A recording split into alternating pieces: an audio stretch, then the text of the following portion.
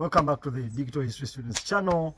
As I promised, we are going to be discussing neocolonialism today, and we want to, by the end of the discussion, have looked at or understood what neocolonialism is.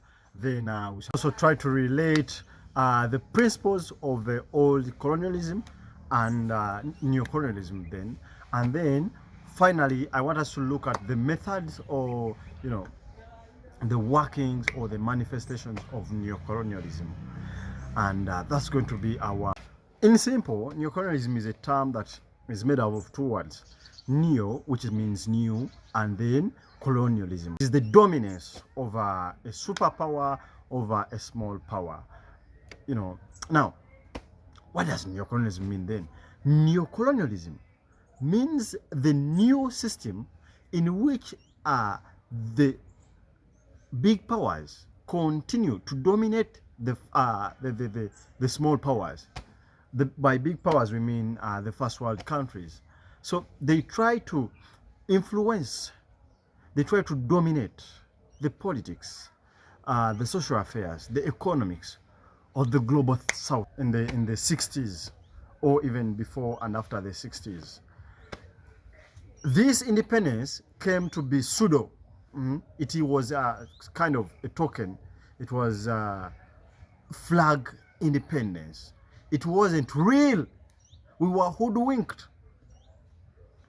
So we were given that kind of independence, but again, we remain to be dependent on our former colonial masters in very many ways: politics, economics, and social affairs, military, and many others. So we are still under the control, we are still under dominance of these former colonial masters.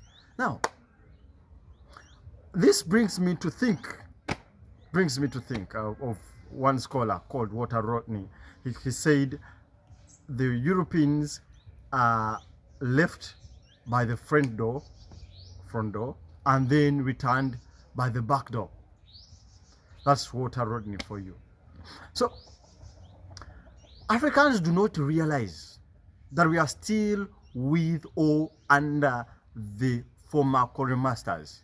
Nkrumah called it the worst form of colonialism because Africans don't get to know, or people under control do not realize. It is too subtle, it's too covert, it is covered. You cannot know, you cannot easily know. And I think that is now the purpose of discussions like this, or discourses like this, or going to school. This is where we get knowledge like this. Otherwise, many people don't know. It's new wine in old bottles. Let us try to look at the principles of the old colonialism and relate it with the new colonialism. One of the principles was that the colonized power had to respond to the interests of the metropole. Interests of the metropole.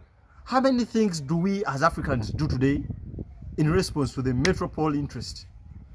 They're not ours, but they are meant to satisfy someone else's interests. Interests of the US, interests of China, interests of Russia to a lesser extent. But we are satisfying their interests.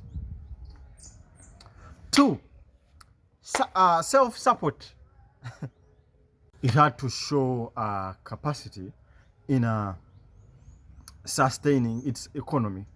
So the colonies had to be self-sustaining. And they have to be self-sufficient. That's the same thing on which the West struggles today. I think there is that kind of motive. Colonies had to maintain law and order to ease exploitation by the metropole. I think this is my favorite.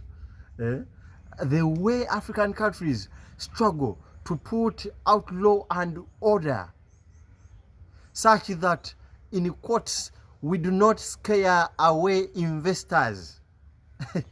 I think investors in this discourse can match the term, or another word, exploiters. Next, that the colonies had to import manufactured commodities from the metropolitan countries.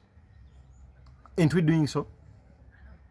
So I said, new wine, old bottles. That allow me to roll into the manifestations. Manifestation number one is the use of foreign political systems. The use of foreign democracy or Western democracy in Uganda.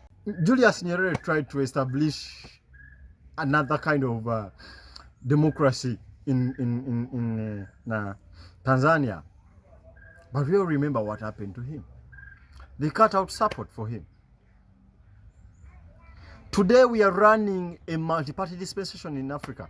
Actually in Uganda, let me say, multi-party dispensation. But why? Because it was forced on us. It was forced on us. How about the military dependence? Africans largely depend on the former colonies or Western countries for military assistance.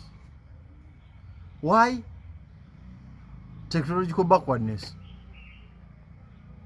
So we find ourselves that if you want to acquire a new tank, Western countries, a new kind of aeroplane, our soldiers are trained from Europe. They are trained in Russia, they are trained in China, they are trained in the US. So I think that is military dependence. Then we have the interference in African elections. Oh my God. The West has always meddled in our elections. Most of the times, who they want to lead is the one who passes through. Is this a new phenomenon? Haven't you ever heard of it? So, first they send observers. I think that's not bad. That is fair enough because even Africans send observers to their elections. But where is the difference? The difference is in saying vote this and that be voted. Very common. Most of the times, African candidates ask the West if our elections have been valid, free and fair, as if they have not been on the ground. So it's a little bit funny, but that's where we are. The Western influence in our elections is too much. Then we have African membership in neo-colonial organizations. They are kind of organizations that are trying to keep the relationship between the former colonies and their former colonial masters. Organizations like the Commonwealth, and then there is that Francophone organization for former French colonies. So these keep touch, and at times they have a lot of influence on their members. Presence of foreign embassies. I understand the argument you hold that even African countries have embassies in the other countries, but do they have the same power? Do they do the same things? Do they exercise the same things? Do they have the same armies there? The same way the American embassy has the army here? No, please. Foreign ambassadors wield a lot of power. They are even at times more influential than the local authorities. You might find the ambassador makes orders that are even better than those of the local authorities. In diplomacy, embassies are okay.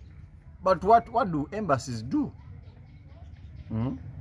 So the work of foreign embassies in African countries is way beyond what they should be doing. We also have the dependency on large multinational companies. Multinational companies like Coca-Cola, Pepsi, MTN, Airtel, Standard Chartered, Stanbic in those days. So Africans still depend on these companies for production. We cannot carry out any meaningful production on our own because we don't have enough capital. The fact that these companies get to monopolize, they get monopoly over African market. For example, Shell, Total monopolized the fuel market. It's like Unilever. Companies like Coca-Cola, companies like Pepsi.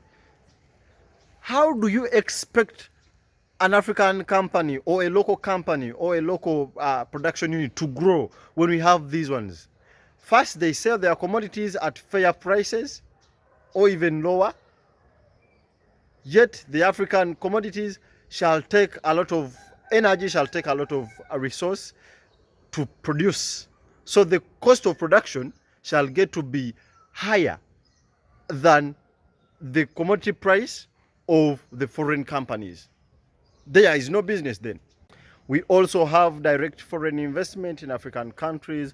Reason, Africans are poor. We cannot command enough capital to carry out development or meaningful development. So the end result is we get to invite investors, in quotes, to come and invest here. Let these foreign investors get to repatriate a lot of profits, get to repatriate a lot of income, a lot of money to their home countries. Therefore, Africans stay impoverished. We stay dependent on these countries. Because of the low technology, there is importation of technology. That is another manifestation of neocolonialism. Africans get to import technology in terms of machines, chemicals, what and what. It would not be problematic, but when these machines, when this technology is imported, Africans don't even know how to run this kind of technology. We again depend on the West to operate this technology. For example, companies like Coca-Cola, KFC, and Shell have branches here. But do you think Africans have a recipe or do know the recipe for making that Coca-Cola soda or Pepsi soda? No, they don't. When these machines are imported again, they are specialists that are also imported to run these machines. Again, importing specialists to repair these machines. So that explains the continued dependence, technological dependence on the West. Also, there is dictation of world market prices by the Western countries. Most of the commodity prices, for example, fuel, cotton, coffee, to mention but a few, are fixed by the Western countries. One would think they have a right economic-wise because one, they have the market, they are the biggest buyers or consumers of these products, and two, they participate in making, they manufacture also. So at the end of it, you find that the African farmer or African countries have less to say when it comes to setting of commodity prices. So Africans are rather price takers than price makers. It is another propeller of neocolonialism. It manifests in two ways. We have loans and then we have grants. Loans are to be paid back with the interests, and then grants are just money given. But the binding factor here is the strings attached to this kind of foreign aid. Also, the fact that loans come with a lot of interest that even African countries most of the time fail to pay back. They fail. End result, being indebted, as we're going to see, and then the failure to pay. It means that we are supposed to lose some of our property. Recently, there was a rumor that Entebbe Airport was taken by the Chinese, Lake Victoria. Those are rumors, allegations. I don't have proof over them. But this can be real. I said can be real. We also have the rampant use of foreign currencies. in African countries. We all too much fancy the dollar, the pound, the euro, the yen compared to the Ugandan shilling, which is low valued.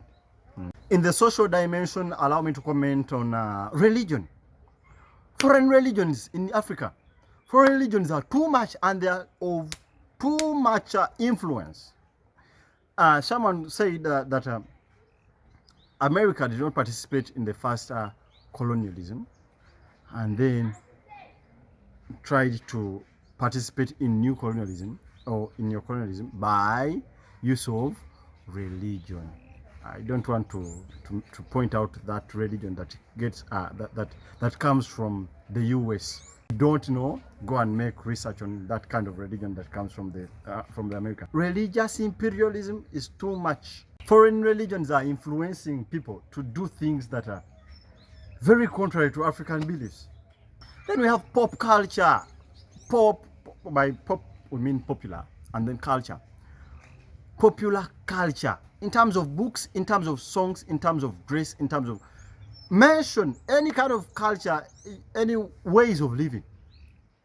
So our culture is dominated by foreign literature, foreign music, foreign language, everything we do foreign.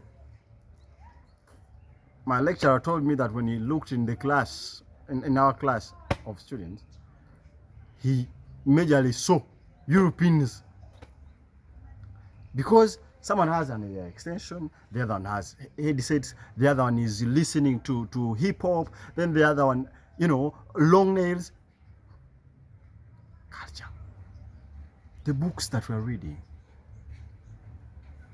Foreign education. Oh, the education system we have was inherited from the colonial masters, so from the colonial era. So little the wonder is that we are using foreign languages, we are studying foreign content. Just of recent, when the curriculum has changed and is undergoing change, European history, American history, Chinese history, Japanese history, foreign education. So the foreign education is training us to behave like Europeans. It's training us to be Europeans, actually. So there is a need to decolonize the African education sector, and in other words, there is need to decolonize the African mind.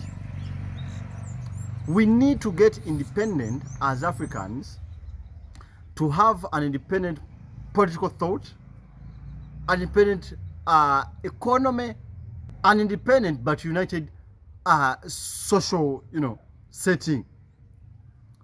Next video, we shall look at the impact of this, the impact of neocolonialism.